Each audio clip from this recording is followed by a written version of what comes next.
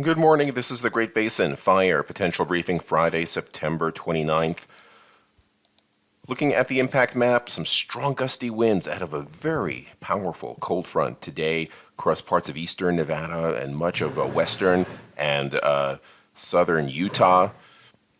And we're looking as we go into the weekend. You can see the leading edge of that precipitation pushing through most of Nevada and then overspreading the region on Sunday across all areas.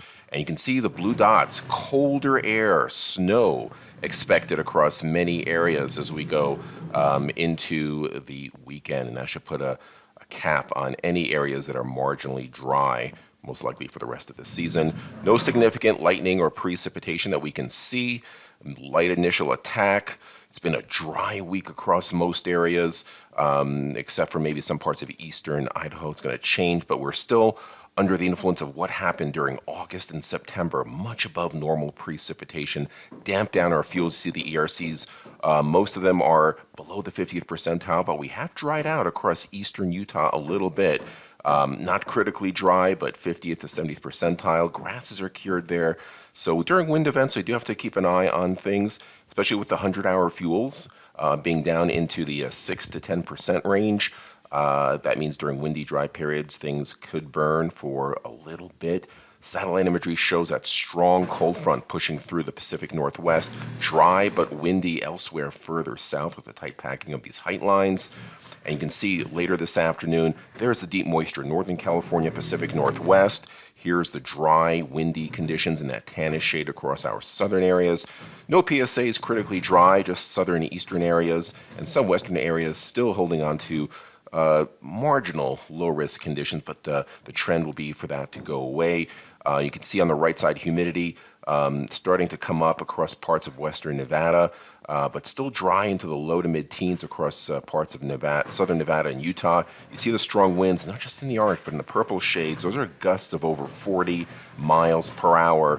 Now, fortunately, because of the heavy rains across southern Nevada, a lot of new green grass has come up. Live fuel moisture in the sage has come up a little bit. So despite these winds, humidity in a lot of these areas in the mid-teens, near 20%, we're not expecting large fire potential at this point, but an ignition in a dry patch of grass could definitely run in these kinds of winds. Winds will be lighter further east, where the humidity in southeast Utah is the driest.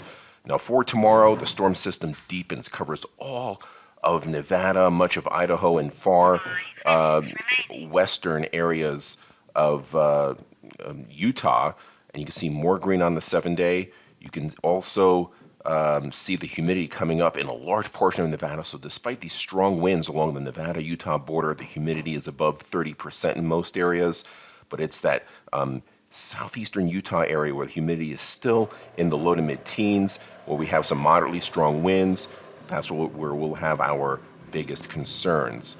Now on Sunday, low pressure closed off right over the Nevada, Utah, Idaho triple point border. Under this low, snow levels are going to drop down, probably down to about maybe 6,000 to 7,000 feet.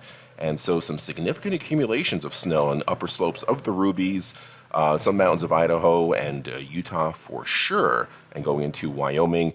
The only area still holding on to some yellow here are far southeastern areas, but even there, humidity coming up near or above 20%, and some precipitation heading their way Sunday and Monday.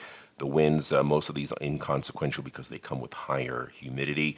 3-day precipitation totals cover just about all areas of the Great Basin. Even parts of eastern Utah get in at least maybe a couple hundredths to a tenth of an inch.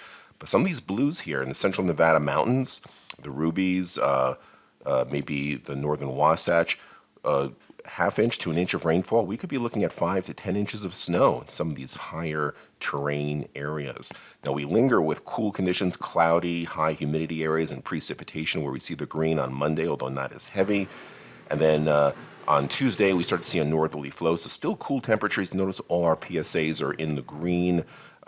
Even southeast Utah, they'll be drying out, but the humidity will still be kind of high, and they would have had some light precipitation. And we start seeing warming and drying on Wednesday, but it'll take several days of this to make a dent in the 7-day outlook. So by Thursday, definitely warmer and drier, but still, even by next Thursday, another day or two probably needed before we start flipping the switch to some yellows on our PSAs because of the recent precipitation that we see through here over the 7-day period.